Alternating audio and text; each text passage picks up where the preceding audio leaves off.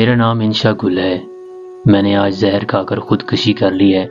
میں اس وقت ایک لاش کی صورت میں ایک سرد خانے میں پڑی ہوں، کیونکہ دوسرے شہر میں نوکری کرنے والا ہم 5 بہنوں کا اکلوتا بھائی میری تدفین کے لیے آ رہا ہے، جبکہ 2 بڑی بہنیں بھی شہر سے باہر ہیں، لیکن وہ میرے جنازے پر نہیں آ رہی۔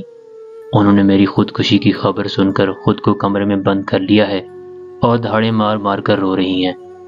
نہ دروازہ کھول رہی ہیں، نہ ہی فون اٹھا رہی ہیں۔ میری کہانی میں کوئی نئی بات نہیں۔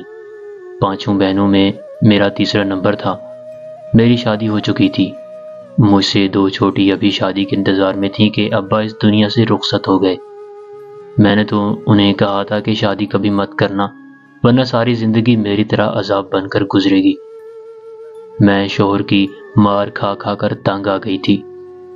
وہ رات گئے کام سے جب بھی گھر پہ آتا تو کھانا نہ ملنے پر مارتا، گالیاں دیتا۔ اب بھلا جب وہ سبزی لے کر نہیں دیتا تھا تو میں کیسے بناتی؟ آٹا 10 دن گھر نہیں ہوتا تھا۔ وہ عام طور پر کھانے پینے کام کاج میں عیب نکال کر مارتا۔ کبھی مسجد کا دورہ پڑ جاتا، نماز پڑھنے لگتا تو پھر جھگڑے کے لیے نیا جواز کہ میں پردہ ٹھیک سے نہیں کرتی۔ آخر کب تک سہتی؟ اسے کبھی کام ملتا تو خوشی سے چلا جاتا، اور جب نہ ملتا تو اس دن میری شامت آ جاتی۔ وہ بیچارہ بھی حالات سے لڑتا رہا، کوشش کرتا رہا، لیکن بس شاید میری قسمت ہی ایسی تھی۔ میں ہی بد نصیب تھی جو شادی کر کے اس کے گھر جا کر اس کو مشکل میں ڈال آئی۔ وہ چیخ چیخ کر رشتہ داروں اور دوستوں کو بتاتا رہا کہ وہ مشکل میں ہے، لیکن اس کی بات پر کوئی توجہ نہ دیتا۔ ہاں، البتہ کہنے والے یہ بات کہنا نہ بھولتے کہ تیری بیوی بد نصیب ہے۔ جب سے تیرے گھر آئی ہے تیرے نصیب بھی بگڑ گئے ہیں۔ لو، میں اب جا رہی ہوں، شاید اس کے نصیب ٹھیک ہو جائیں۔ میری بڑی بیٹی عائشہ مجھے بڑا پیار کرتی ہے۔ کچھ بھی کھانے لگتی ہے تو آدھی بچا کر میرے لیے رکھ لیتی ہے۔ چھوٹی ہے لیکن سب سمجھتی ہے۔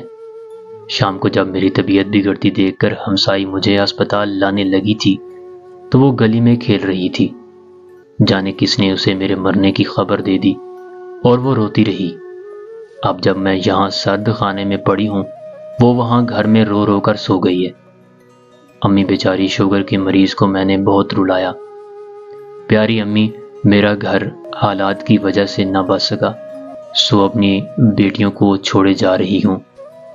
انہی میں مجھے ڈھونڈ لینا، اور ہاں، ان کا رشتہ دیکھ بھال کر کرنا۔ یہ بھی کسی غیر متوازن اور حالات کے مارے انسان کے ظلم و ستم کا نشانہ نہ بنتی رہے اور بد نصیب ہونے کے طعنے جھیلتی رہے۔